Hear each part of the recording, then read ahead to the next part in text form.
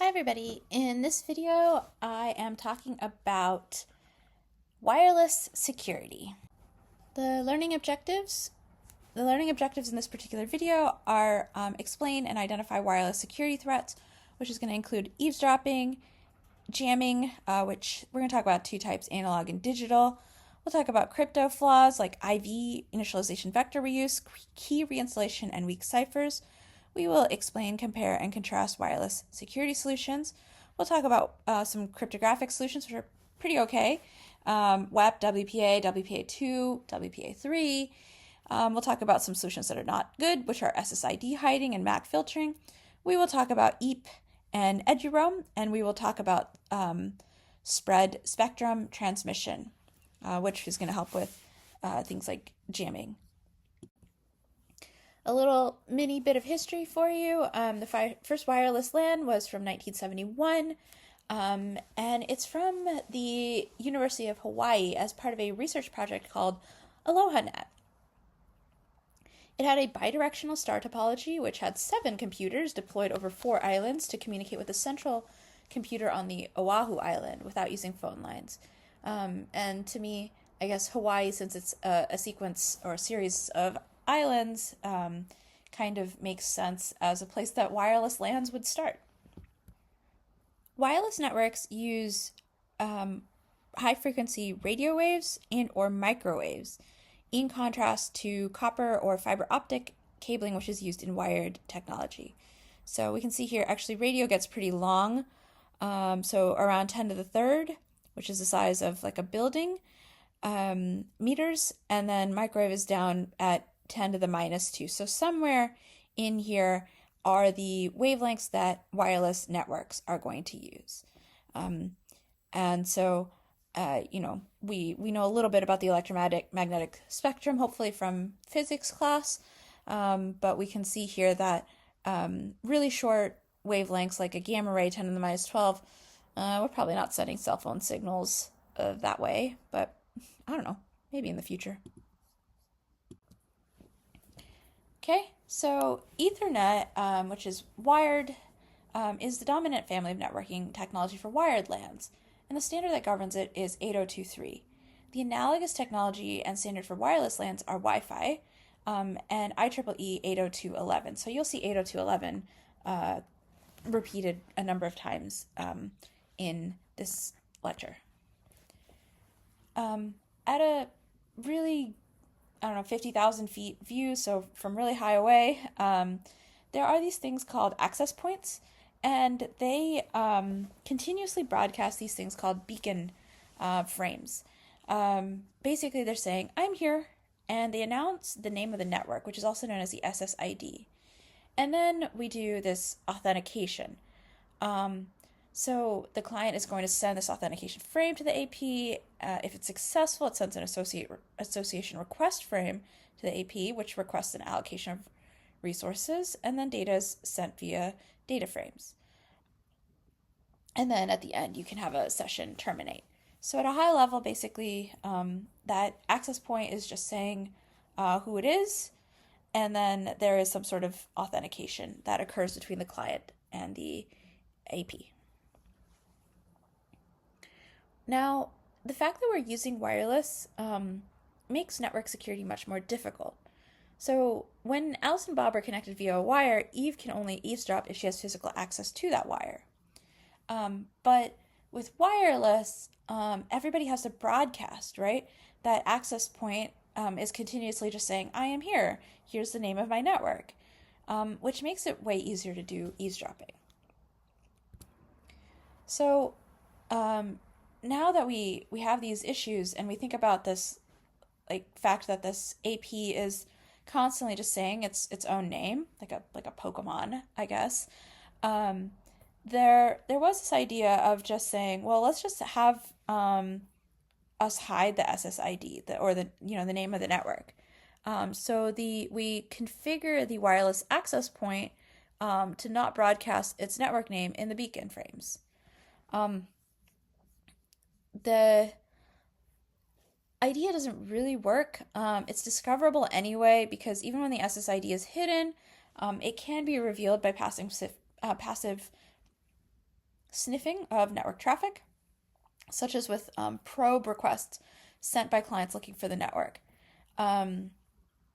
So there are these things called probe requests, which is from the STA or station, and they solicit information from all APs within range, and probes are eliciting such information sooner. So with probe requests, it doesn't really help to hide your SSID.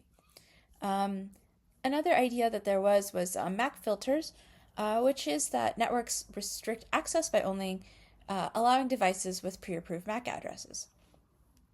This is easily spoofable. MAC addresses can easily be changed by attackers to match an allowed device's address. And it's like keeping that list of authorized devices is error prone and it's labor intensive. It's kind of like when we talked about firewalls, if you were to like list out specifically who was allowed to be in with an allow list, it would be probably a lot of effort to keep that list updated if you wanted to add more and more people to it, which with Wi-Fi you often want to do. Okay, so just to kind of reiterate, SSID hiding is where the APs broadcast their SSIDs, and this is hiding it does not help with preventing interlopers. So yeah, it's just not great. Another recommendation from previously, which I already said was terrible, is MAC filtering. Your laptop has a MAC address because every Wi-Fi interface has a MAC address. You can go into that access point, you can put your MAC address in there, and you can prevent someone from attaching your network unless they have your MAC address. But this basically, as I mentioned before, is easy to spoof. It's basically authentication by assertion. Here's my address, like, just let me in, right? And so this does not help either. So what is pretty good, though, and does help is a little bit of cryptography. Although here's another terrible one, because everything is bad. We have the wired equivalent privacy, or WEP. It is an older method. It's still available to support older devices. I guess it still exists, but it's no longer recommended. The network security key used encrypts the information that one computer sends to another computer across your network. But there are a lot of problems with WEP. The newer one is Wi-Fi Protected Access, or WPA. And besides encrypting information, it makes sure that the network security key has not been modified. It authenticates users to help ensure that only authorized people can access the network. And there's WPA and WPA2. Actually, there's WPA3. And I guess one important thing to point out here is that WPA2 replaces the TKIP encryption protocol. Right? And there's going to be two types of WPA that we talk about, which is one is like the personal one, and then the other one is the enterprise version, which requires something called a radius authentication server. Radius stands for Remote Access Dial-In User Service. 802.1x authentication helps enhance security for 802.11 wireless and wired networks. It uses something called an authentication server to validate users and provide network access. That authentication server is the one that's going to talk to the radius server. On wireless networks, 802.11x can work with WEP or WPA keys, and this is the one that's typically used in enterprise or when connecting to a workplace network. Going back to wired equivalence privacy, let's look a little bit into the crypto and why it's kind of bad. It uses a stream cipher. And the way that the stream cipher looks should be pretty reminiscent of how we did one-time pad. It's just going to be M XOR S and then C XOR S, right? So then we know we can get a ciphertext by XORing with some sort of key, where S is my key here. and then we can get it back by just reversing the operation, basically. Now, with a one-time pad, of course, that key is actually completely random, but we are in the real world here. We are using RC4, which is kind of silly, but okay. Where S is not a random sequence, but it is a pseudo-random sequence that's produced using some key and an initialization vector. And there are some issues with this. The initialization vector is 24 bits, which is actually quite small, and we tend to have these IVs start to repeat themselves. And we know a little bit about what these ciphers look like. So we know that we can get this key stream using some sort of seed function, and then once we apply that function, we can just do this sort of XOR. WEP has this shared key vulnerability. So remember, we were just talking about the XOR, and if you have M XORed with S and then you XOR it again, it cancels out and gets you back that message. So here, this is a challenge and response protocol. We have this random challenge, which seems good, right? And then we have this IV, which gets reused, and then the random challenge XORed with the RC4 KIV, which is that function to create that seed. And the eavesdropper can now observe the plaintext challenge and the encrypted response, and they can produce challenge XOR response to get back the key. And that is sufficient. So if they have that next challenge and they reuse that IV, she just sends IV and then this new challenge and then that key. This attack is enabled because the 802.11 specification does not prevent IV reuse. So this is kind of like a no-brainer that in stream ciphers you cannot reuse the key stream. It has to be made so that key stream reuse is extremely unlikely or can't occur at all. When we talked about one-time pad, that was called a one-time pad because you just couldn't use that key again, and that was the only reason that it was actually unbreakable. Of course, in practice, we only emulate one-time pads with pseudo-random key streams, which just make them computationally unbreakable rather than perfectly secure. But the rule remains, you should not reuse your key streams.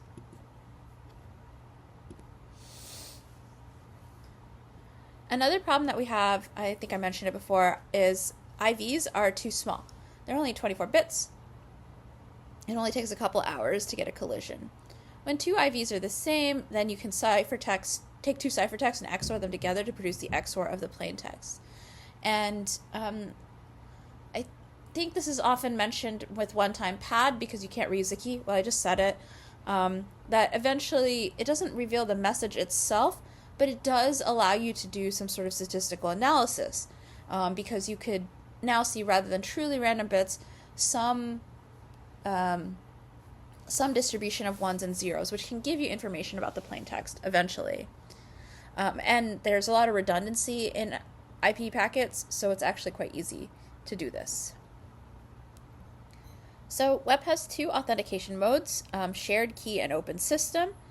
And with the open system, the client doesn't need to provide any credentials, but you can only send information if you're using the correct key.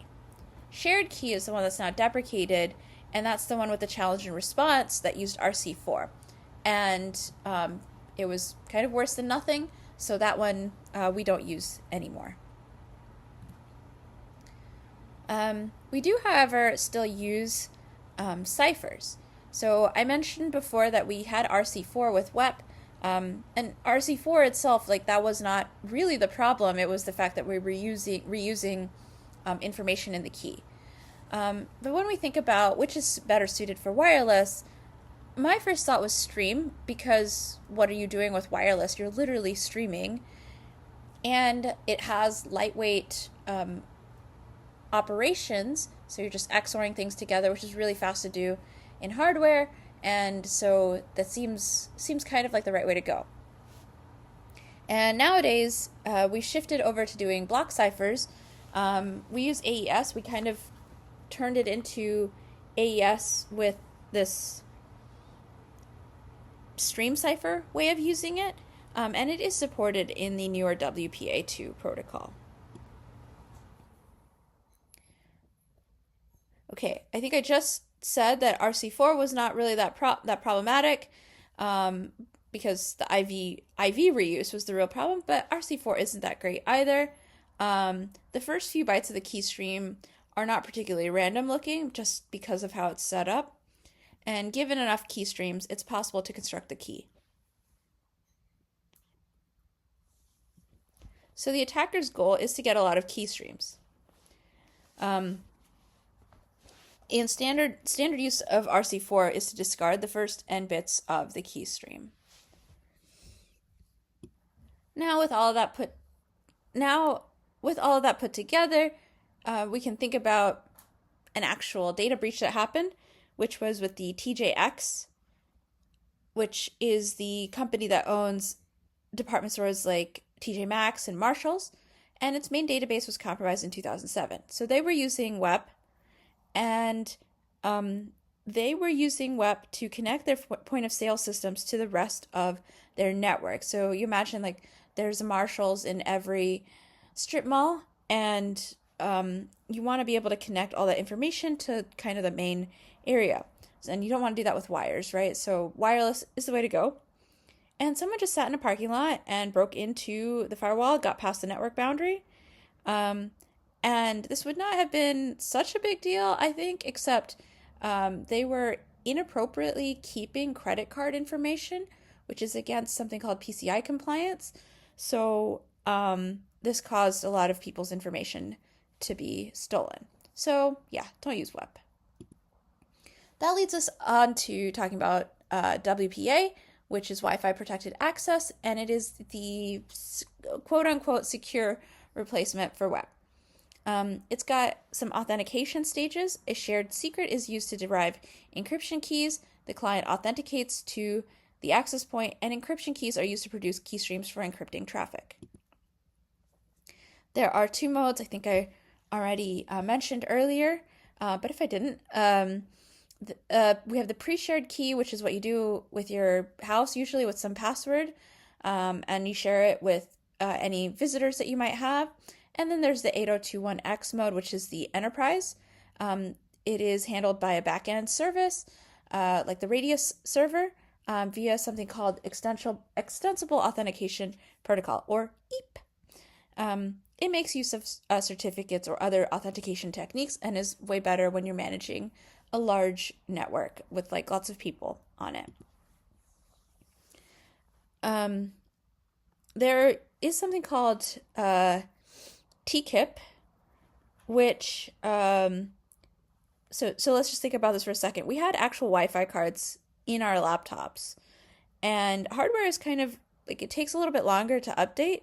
So TKIP was using RC4, so old laptop cards could still work with the crypto acceleration that WPA was going to provide. And so that was supposed to sort of help with the, shift over from WEP to WPA. But nowadays, if you still have some sort of device that is using TKIP, it means that your device is super, super old. And so for most people, you probably don't need this kind of backwards compatibility anymore.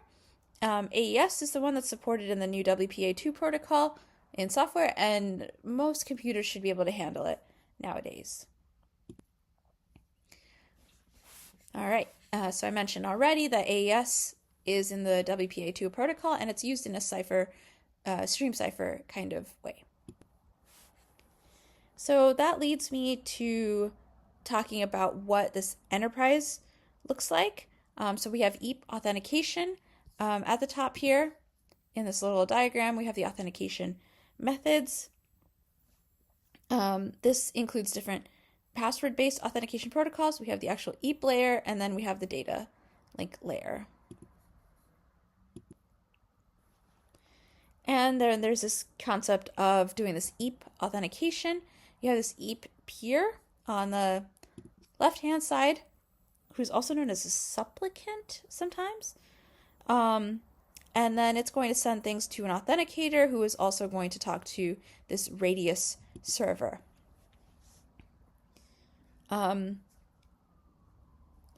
Right, so getting this actually working is pretty hard, but with the use of this authentication server, this is what allows us to have enterprise level Wi-Fi, which includes eduroam. So many campuses use eduroam. It's like literally everywhere, including like in Europe. So you could go to Dublin, and if you go to a university in Dublin or in Zurich, then you would still be able to connect to eduroam because you have it here at NC State. It is better than MAC address-based authentication, which is based on the 802.1x protocol, which is how the NCSU SSID works. It just, when you log in, it just like takes a look at your MAC address and then gives you access for some period of time. And you can see in this little diagram here where that Radius server is. So you as the client, you're visiting a different university elsewhere, and you can get to this access point, and that access point is going to go talk to this Radius server. And that's going to come back to you. It's going to go to your home Radius, and then it's going to come back and let you connect.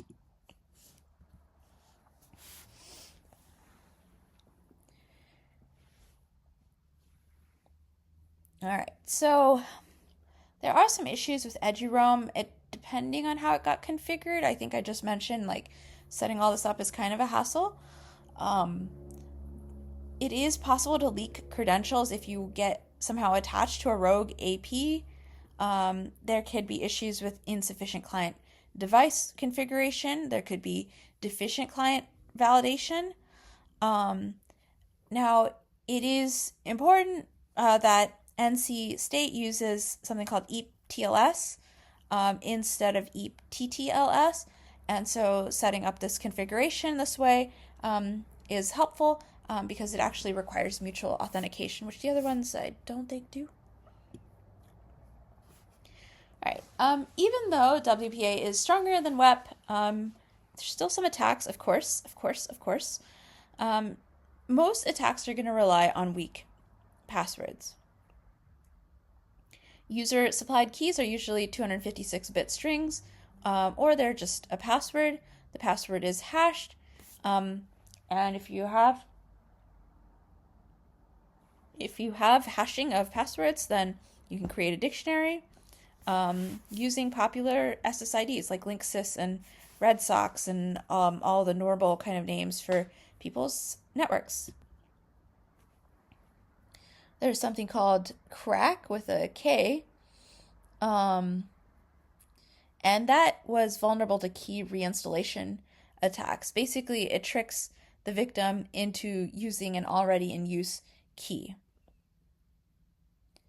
There is a four-way handshake, which I really briefly alluded to when the client was authenticating. Crack has a way to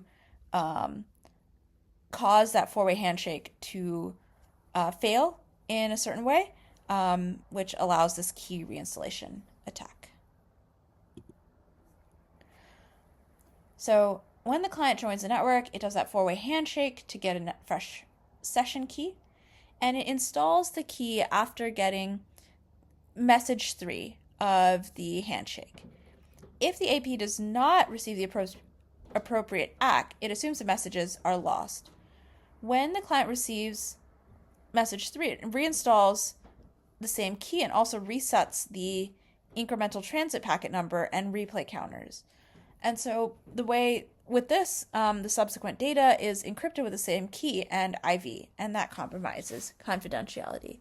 And you can kind of see in this diagram, there's the authentication request and response, and then there's this these 4 messages. That is the actual handshake right here. So you send message 1 with A-nods from the AP to the client, and then message 2 with S nonce, message 3, and message 4 with this transit incrementer, right? And so basically after message 3, when the client receives message 3, it reinstalls that key. Because the key stream is the same, for different key types, it can decrypt the data if the plain text is known. It might be able to forge and inject new packets. This impact varies based on the implementation. For some reason, Android and Linux are the most impacted because it installs an all-zero key instead of reinstalling the real key. There is, I mentioned earlier, there's WPA2, but there's now WPA3. It's going to replace this WPA2 PSK with new simultaneous authentication of equals. It's based on the Diffie-Hellman key exchange, which gives us perfect forward secrecy. And now password guessing can be done only as an online attack, which means that you can at least rate limit it. It makes it easy to set up devices without using a phone, and it has encryption even for open Wi-Fi. And of course, we'll find some new problems with it. Next, I wanted to talk about jamming. So if someone were to talk over me right now, it would be harder to hear me, right? So wireless signals are subject to that same sort of jamming. There is this signal to noise ratio in the analog setting, which is just like having two sound waves that are two radio waves that are at the similar frequencies.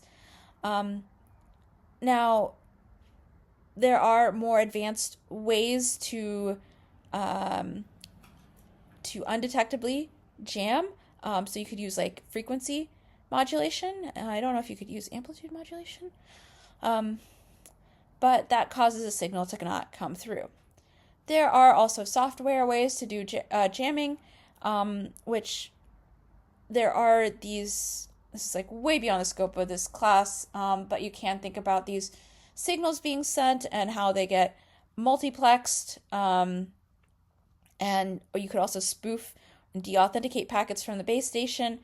So there's kind of this, just I said before, a software way to do jamming based on these kinds of protocols that are used for retrieving the signals. So there's something called spread spectrum transmission, which is how do you deal with jamming? And some solutions don't always transmit the same way. There is frequency hopping spread spectrum, which is to rapidly change the transmission frequency based on a pseudorandom sequence. And so that way you're kind of just jumping around in the frequencies that are being used, which should help with preventing jamming. Now, there's also this thing called direct sequence spread spectrum, which is, you XOR your data with another data sequence, and then that way your data is not sort of set in one place, but it spreads it out.